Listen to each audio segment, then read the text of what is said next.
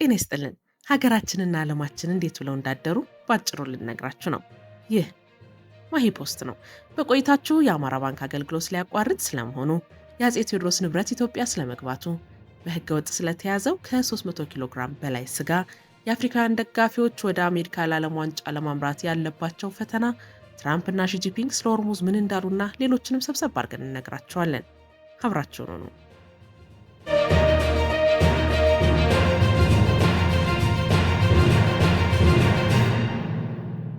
በንፋስ ስልክ ላፍቶ ክፍለ ከተማ በህገ ወጥ መንገድ ለገበያ ሊቀርብ የተዘጋጀ ስጋ ተያዘ።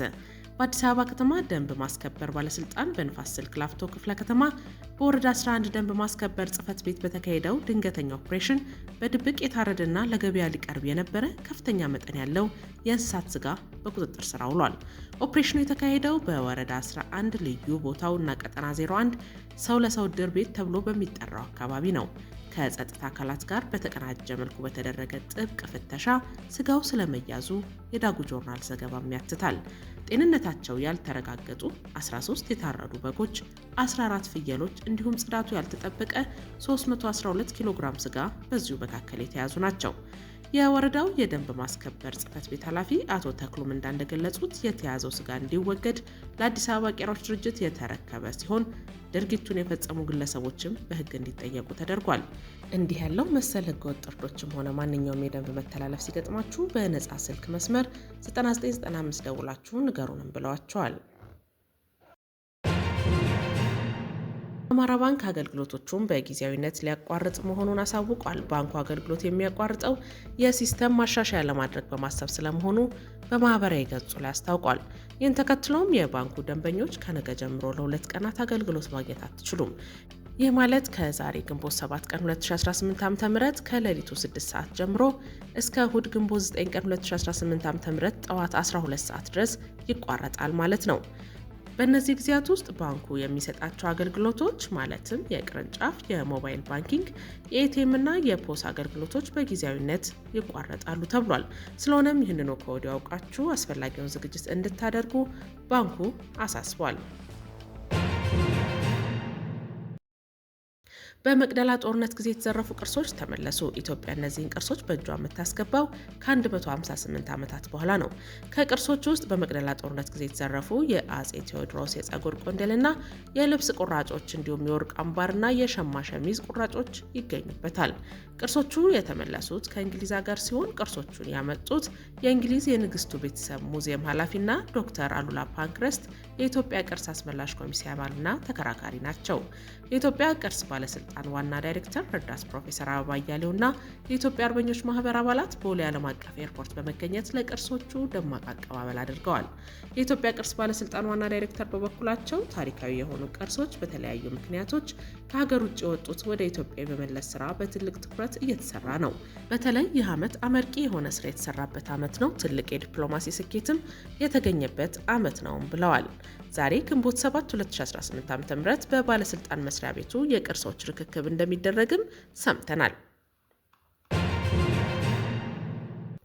ወደ ቻይና ልንወስዳችሁ ነው። ቻይናና አሜሪካ የሆርሙዝ ወሽመጥ መከፈት እንዳለበት ተስማምተዋል። አይን ሽላፈር ተባብለው የነበሩት በቃላት ዘመቻ ሲሰነዛዘሩ የከረሙት ሀገራት ዛሬ ፍቅራቸው ጸንቷል። የአሜሪካው ፕሬዝዳንት ዶናልድ ትራምፕ ከቻይናው አቻቸው ሺጂፒንግ ጋር ባደረጉት ውይይት ሁለቱም ወገኖች የሆርሙዝ ወሽመጥ መከፈት እንዳለበት መስማማታቸውን ገልጸዋል። ዋይት ሀውስ ባወጣው መግለጫ ላይ ትራምፕ ውይይቱን መልካም ነበር ብለው መግለጻቸው ተመልክቷል። በተጨማሪም ኢራን የኒውክሌር መሳሪያ ሊኖራት እንደማይገባም ተስማምተዋል ተብሏል። የቻይናና አሜሪካ የምጣኔ ሀብት ትስስር ለማጠናከር እንደሚተባበሩ ተገልጿል። ይህም የአሜሪካ ኩባንያዎች ወደ ቻይና ገበያ ማስገባትና አሜሪካ የቻይናን ኢንቨስትመንት ማሳደግን ያካትታል ብሏል ቢቢሲ። በውይይታቸው ላይ ግዙፉ የአሜሪካ ኩባንያዎች ኃላፊዎችም ተገኝተዋል። ፕሬዚዳንት ሺጂፒንግ ከአሜሪካ ነዳጅ ለመግዛት ፍላጎት እንዳላቸው መግለጻቸውን የዋይት ሀውስ መግለጫ ይጠቁማል። ሌላው በቤጂንግ ውይይት የተነሳው ጉዳይ ፌንታሊን የተባለው መድኃኒት ወደ አሜሪካ እንዳይገባ የመከልከል ነገር ነው። ይሁንና ይህንን ዜና ሰምተን ሳንጨርስ ዛሬ ደግሞ በጠዋቱ ሌላ ዜና ተሰምቷል። በተባበሩት አረብ ኤምሬቶች መልህቁን ጥሎ የነበረ መርከብ ተይዞ ወደ ኢራን ተወስዷል የተባለው የዓለም መገናኛ ብዙኃን እንደዘገቡት እንዳለው ከሆነ ነገሩ በዚህ አላበቃም። ሌላ መርከብ ደግሞ በተፈጸመበት ጥቃት ሰምጧል። በሆርሙዝ ወሽመጥ የሚጓዙ መርከቦችን በተመለከተ የተፈጠረው ውጥረት እንዲባባስ ላደረጉት እነዚህ ክስተቶች እስካሁን ኃላፊነት የወሰደ እኔ ነኝ ያለ አካልም የለም። የአሶሺየትድ ፕሬስ ዘገባ እንደሚያመለክተው ክስተቱ የተፈጸመው አንድ የኢራን ከፍተኛ ባለስልጣን ቴህራን በወሳኙ የባህር መተላለፊያ ላይ ያላትን ቁጥጥር በድጋሚ ከገለጹ በኋላ ነው። ሌላ ባለስልጣን ደግሞ ከአሜሪካ ጋር ግንኙነት ያላቸውን የነዳጅ ጫኝ መርከቦች የመያዝ መብት አለን ብለው ነበር። ይህ መርከብ መያዙ የተሰማው የህንድን ሰንደቅ ዓላማ የሚያውለበልብ መርከብ ረቡዕ ዕለት በኦማን የባህር ዳርቻ ላይ ጥቃት እንደተፈጸመበት ከተገለጸ በኋላ ነው። ወደ ሌላው ጉዳያችን አመራን። የአፍሪካ ደጋፊዎች ለቪዛ የሚያስይዙት ገንዘብ ቢቀርላቸውም በዓለም ዋንጫ ወቅት ከፍተኛ ችግር ይገጥሟቸዋል ተብሏል። ከ5 የአፍሪካ ሀገራት የተውጣጡ ደጋፊዎች የ2026ቱን የፊፋ የዓለም ዋንጫ ለመከታተል ትኬት እስከ ቆረጡ ድረስ ወደ አሜሪካ ለማምራት ለሚያስፈልጋቸው ቪዛ $15,000 ማስያዝ አይጠበቅባቸውም ተብሏል። የትራምፕ አስተዳደር ረቡዕ ዕለት ከአልጄሪያ፣ ከኬፕ ቨርዴ፣ ከአይቮሪ ኮስት፣ ከሴኔጋል እና ከቱኒዚያ የሚጓዙ ደጋፊዎች ትኬት ካላቸው ለቪዛ ተቀማጭ ገንዘብ ከማስቀመጥ ግዴታ ነፃ እንደሆኑ ተረጋግጧል። የአምስቱ ሀገራት ደጋፊዎች ባለፈው ዓመት በወጣው አሰራር ውስጥ ከተካተቱ 50 ሀገሮች መካከል ሲሆኑ እርምጃው የቪዛ ማራዘሚያዎችን ለመቀነስ የታሰበና በዋይት ሀውስ የተካሄደ ሰፊ የስደተኞች ቁጥጥር ዘመቻ አካል ነው። በዚህ ዓመት ከሚደረገው የዓለም ዋንጫ 104 ጨዋታዎች መካከል 78ቱ በአሜሪካ በሚገኙ ሜዳዎች ላይ በመካሄዳቸው አሰራሩ ለደጋፊዎቹ መነሳት አስፈላጊ ነው። ከሰኔ 4 2018 እስከ ሐምሌ 12 2018 ድረስ አሜሪካ፣ ካናዳ እና ሜክሲኮ በጋራ ወደሚያዘጋጁት ውድድር ለመጓዝ ለሚፈልጉ አፍሪካውያን አሁንም ብዙ እንቅፋቶች ይጠብቃቸዋል። ለቪዛ ተብሎ የሚጠየቀው የቦንድ መጠን ከ$5,000 እስከ $15,000 ይደርሳል። የዓለም ዋንጫ ትኬቶችን ለገዙ ብቁ ደጋፊዎች የቪዛ ቦንዶችን አንስተናል ሲሉ የአሜሪካ የቆንስላ ጉዳዮች ረዳት ሚኒስቴር ቢናገሩም ማስጠንቀቂያም አብሮት ተቀምጧል። የቦንድ መስፈርቱ እንዲነሳ ለማድረግ ከሀገሮቹ የተውጣጡ የትኬት ባለቤቶች እስከ ሚያዝያ 7 ድረስ በፊፋ ማለፊያ ስርዓት በበይነ መረብ መመዝገብ ይጠበቅባቸዋል። ባለፈው ህዳር ወር የተገለጸው ይህ ስርዓት የትኬት ባለቤቶች ፈጣን የቪዛ ቀጠሮ እንዲያገኙ ለመርዳትም የታሰበ ነው። የቪዛ ቦንድ ገንዘብ መነሳቱን አስመልክቶ ፊፋ ባወጣው ማስታወቂያ ከዋይት ሀውስ ጋር ያለውን ትብብር ስኬታማ ክብረ ወሰን የሰበረና የማይረሳ ዓለም አቀፍ ዝግጅት ለማድረግ ያለውን ቁርጠኝነት እንደሚያሳይ ተናግረዋል። ወደ አሜሪካ ለመጓዝና ቡድናቸው ሲጫወት ለማየት ተስፋ ላደረጉ በርካታ የአፍሪካ ደጋፊዎች ግን ይህ በጣም የዘገየ ነው። ከአምስቱ የአፍሪካ ሀገራት ባለቀ ሰዓት ትኬት የሚገዛ ሰው የቪዛ ተቀማጭ ገንዘብ መክፈል ይጠበቅበታል የሚለው ግልጽ አይደለም።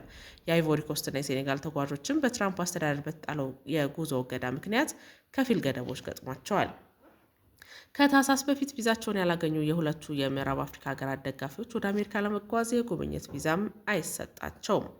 ለውድድሩ ዝግጅት አሁንም በመሸጥ ላይ የሚገኙት ጥቂት ትኬቶች መካከል በሜክሲኮና በደቡብ አፍሪካ መካከል ለሚደረገው ጨዋታ $3,840 ይጠየቃል። የፊፋ የድጋሚ ትኬት መሸጫ መድረክ ላይ በከፍተኛ ሁኔታ የተጋነኑ ዋጋዎችም ይታያሉ። ሁለተኛ ምድብ ያላቸው 3 ትኬቶች ያሉት ሲሆን በሜክሲኮ ሲቲ የመጀመሪያውን ጨዋታ በሚያስተናግደው ስቴዲየም በከፍተኛ ደረጃ ያለው ዋጋ $34,500 ተደርጓል።